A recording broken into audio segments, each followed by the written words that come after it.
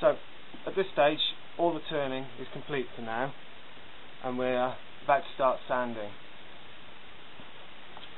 Right, sanding of course is not just a one-step operation. Here we can see a number of grits going from 100 up to 600.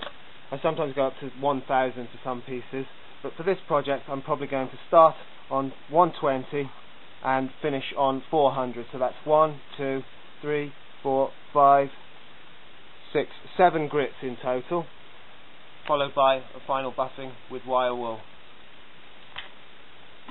So, as this is an exotic, I'm going to be putting one of these on.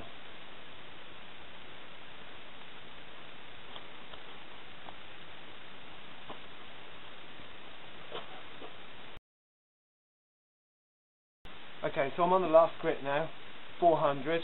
Just a couple of things to mention before I go on, safety wise. Always use sandpaper with a trailing motion. If the lathe's coming this way and you put it over like that, it's just going to push you forward like that and buckle up your fingers. That can actually be quite painful. So, and always make sure the rest is out of the way and you've got clear access so that you don't get stuck through and trapped between anything. Okay, so one last grip, 400. Very quickly, that's over with a lathe in motion.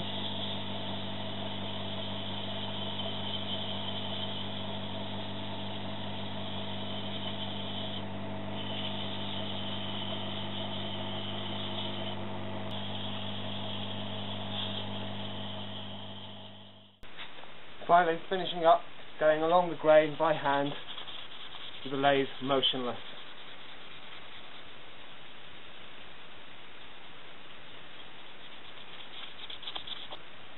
Right then, very nearly ready for oiling. Firstly, a little bit of a high-speed buff with some wire wool here. This is a quad 0 grade. It's important not to breathe the dust of this stuff, and also to keep it well away from any sparks or anything. It might well be steel, but it is highly flammable.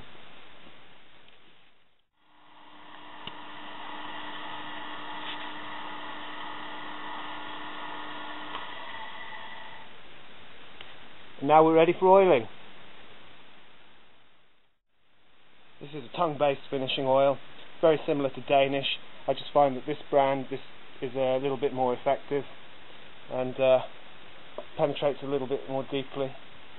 It's also slightly less toxic, safe for toys, kitchen workshops, that sort of thing, whereas your standard Danish oil isn't. So that's bringing out the colour beautifully.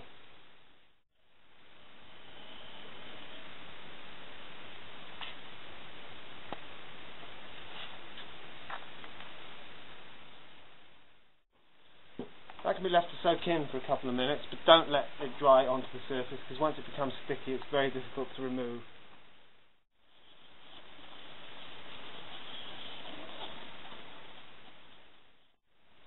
So this looks like it's nearly ready, but there is still a little bit of work to be done. That oil will take about 24 hours to fully harden, and then we're going to have to buff it again with the wire wool and apply another coat of oil. This is a product that won't actually be, strictly speaking, coming into contact with water, but water will be inside the insert. There's a likelihood of possibility of an accident. So I like to make sure it's a well-finished product with good water resistance, so at least 2 coats of the oil for these. And again, that will be set aside overnight, left to dry, another coat of oil, buffed, and finally this portion at the bottom of wastage will be removed, and then the product will be finished. Day 2, and we're back in the workshop to give my bud vase a secondary coat of oil. Firstly though, I'm going to just give it another buff with the steel wool.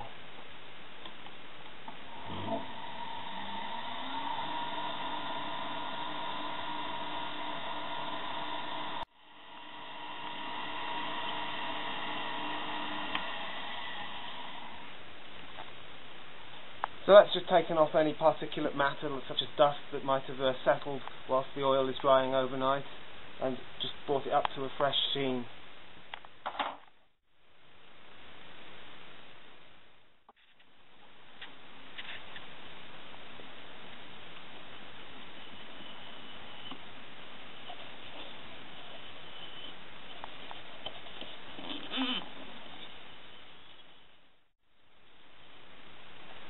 soaking in. I'll just quickly explain about the oil.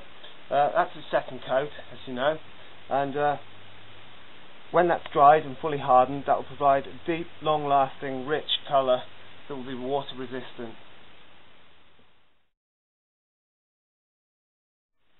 Okay, nearly ready. We've just got to part it off and clean up the base. Again, I'll be using the Sorby parting tool.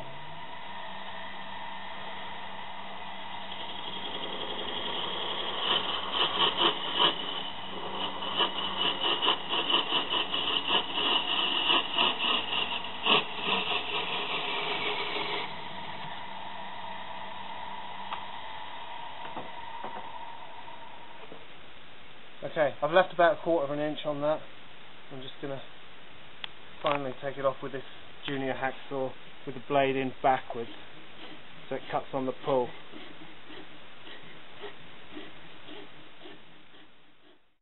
Just one final stage, and that's to clean up the tool marks left by the parting tool. For that I'm going to be using some modified toll jaws, so I'm going to do that on the larger lathe.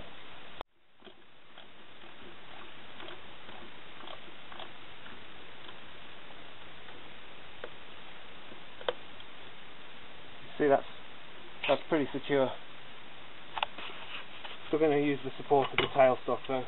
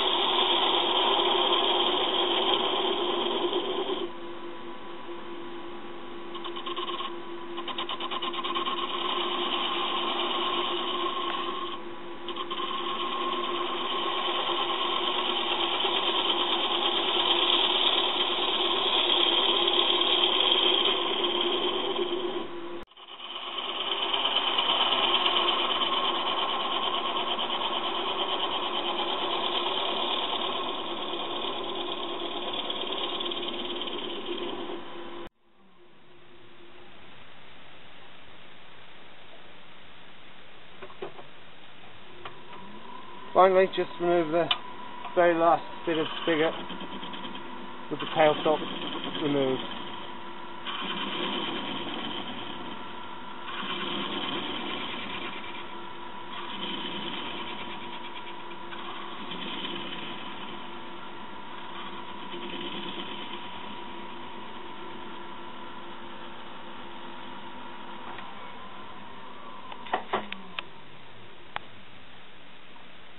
The very last thing is, of course, to just buzz over it with a couple of bits of sandpaper.